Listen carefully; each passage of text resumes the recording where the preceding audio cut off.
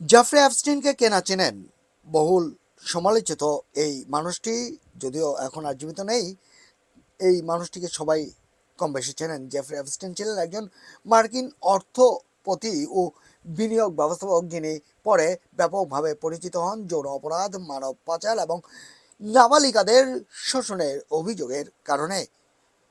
এই লোকটির জন্ম আসলে 20 জানুয়ারি 1953 সালে নিউ ইয়র্কে।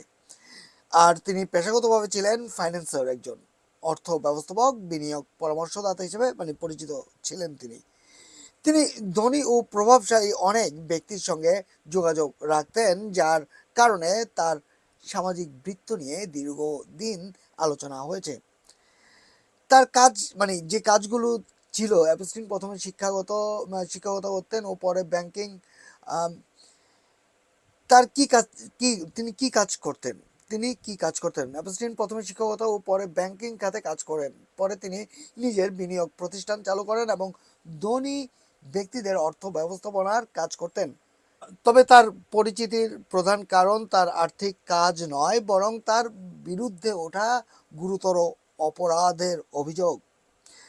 নাবালিকা মেয়েদের যৌন নির্যাতন ও শোষণের অভিযোগে, যৌন পাচারের অভিযোগ ও প্রভাবশালী ব্যক্তিদের সঙ্গে ব্যবহার করে অপরাধমূলক নেটওয়ার্ক তৈরি করা, পরিচালনার অভিযোগ আছে তার। 2008 সালে ফ্লোরিডার একটি মামলায় তিনি নাবালিকাকে যৌন কাজে প্ররোচিত করার অভিযোগে দোষী সাব্যস্ত হন এবং কারাদণ্ড পান। 2019 সালে তাকে আবার গ্রেফতার করা হয় ফেডারেল যৌন পাচারের অভিযোগে। 10 আগস্ট 2019 সালে নিউ ইয়র্কের মেট্রোপলিটন কারেকশনাল সেন্টার কারাগারে অ্যাপস্টিনকে তার সেলে মৃত অবস্থায় পাওয়া যায়। সরকারি তথ্য অনুযায়ী এটি ছিল একটি আত্মহত্যা, যেটি গলায় দড়ি দিয়ে আত্মহত্যা করা হয়েছে এমনটি বলা হয়, ঘোষণা করা হয়। মৃত্যুর সময় তিনি ফেডারেল যৌন পাচারের মামলার বিচারের অপেক্ষায় ছিলেন। তবে তার মৃত্যু নিয়ে অনেক বিতর্ক ও ষড়যন্ত্রের তথ্য ছড়িয়েছে, কারণ তিনি বহু প্রভাবশালী ব্যক্তির সঙ্গে পরিচিত ছিলেন এবং তার মামলার সম্ভাব্য সহযোগীদের নিয়ে জনমনে প্রশ্ন ছিল।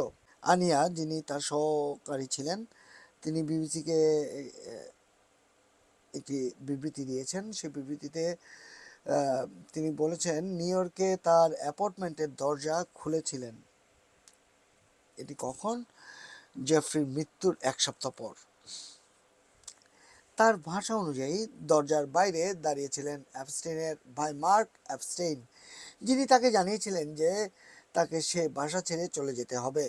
আনিয়া বহু বছর ধরে ম্যানহাটনের ইস্ট 66তম স্ট্রিটে অবস্থিত কয়েকটি অ্যাপার্টমেন্টের একটিতে বসবাস করেছিলেন। অভিযোগ অনুযায়ী জেফ্রি অ্যাপস্টেইন যেসব নারীকে যৌন নির্যাতন করতেন তাদের সেখানে রাখা হতো। এক মুহূর্তেই তিনি তার বাসস্থান হারান, তবে একই সঙ্গে একটি ভয়াবহ পরিস্থিতি থেকেও তিনি মুক্তি পান। মার্ক অ্যাপস্টেইন অস্বীকার করেছিলেন যে তিনি তার ভাইয়ের কোনো অনিয়ম বা অপরাধ সম্পর্কে জানতেন। এটি তিনি অস্বীকার করেছিলেন।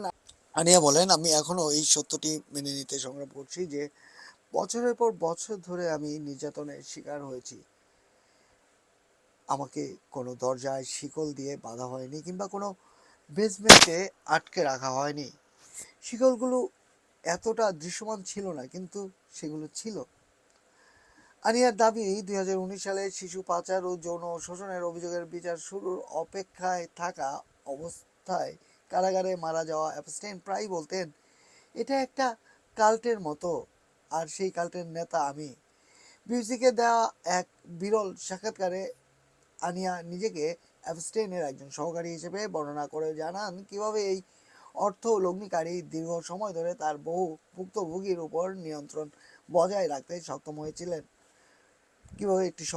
আসলে বিবিসিকে দেওয়া এক বিরল সাক্ষাৎকারে তিনি অ্যাপস্টেইনের একজন সহকারী হিসেবে তার জীবনের অভিজ্ঞতার কথা তুলে ধরেন। সেখানে তিনি বিস্তারিত বর্ণনা করেছেন যে কিভাবে এই অর্থ লগ্নিকারী দীর্ঘ সময় ধরে তার বহু ভুক্তভোগীর উপর নিয়ন্ত্রণ বজায় রেখেছিলেন। আনিয়ার ভাষ্য অনুযায়ী সহকারীরা ছিলেন একদল নারী, এর সংখ্যা 12জনও হতে পারে।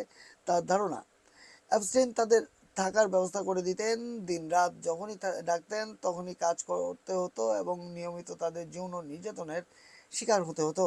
আনিয়া বলেন, প্রথমে জটিল প্রতারণা ও চাকরির মিথ্যা প্রতিশ্রুতির মাধ্যমে তাদেরকে আকৃষ্ট করা হতো। এরপর ধীরে ধীরে জবরদস্তিমূলক নিয়ন্ত্রণের মাধ্যমে তাদের জীবনের প্রায় প্রতিটি দিক নিজের নিয়ন্ত্রণে নিয়ে নিতেন অ্যাপস্টেইন, এবং তাদের যে কোনো দুর্বলতার সুযোগ নিতেন। তার ভাষ্য অনুযায়ী অ্যাপস্টেইন তাদের আর্থিক বিষয় নিয়ন্ত্রণ করতেন, কার সঙ্গে দেখা করতে পারবেন তা নির্ধারণ করে দিতেন এবং মানসিকভাবে তাদের অপমান ও হেয় করতেন। আনিয়া আরও বলেন, তিনি তাদের শরীর নিয়ে অস্বাভাবিক মাত্রায় নজরদারি করতেন এবং তাকে কোনো চিকিৎসাগত প্রয়োজন ছাড়াই এমন একটি অস্ত্রোপচার করাতে বাধ্য করেছিলেন যার ফলে তার শরীরে স্থায়ী বিকৃতি সৃষ্টি হয়। মানে সার্জারি টার্জারি।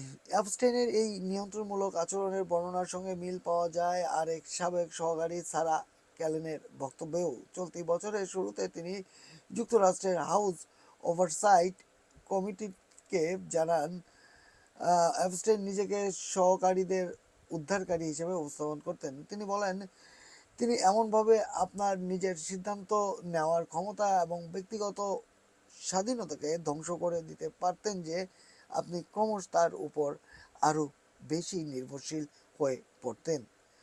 জবরদস্তিমূলক নিয়ন্ত্রণের শিকার ব্যক্তিদের নিয়ে কাজ করা ক্লিনিক্যাল মনোবিজ্ঞানী ডক্টর তারা কুইন সিরিলো বলেন, অনেকের মধ্যে একটি ভুল ধারণা আছে যে শুধু শিশুরাই এই ধরনের প্রভাব বা নিয়ন্ত্রণের শিকার হতে পারে, কিন্তু বাস্তবে প্রাপ্ত বয়স্ক অবস্থাতেও কাউকে ধীরে ধীরে প্রভাবিত ও নিয়ন্ত্রণের মধ্যে আনা গ্রুমিং সম্ভব।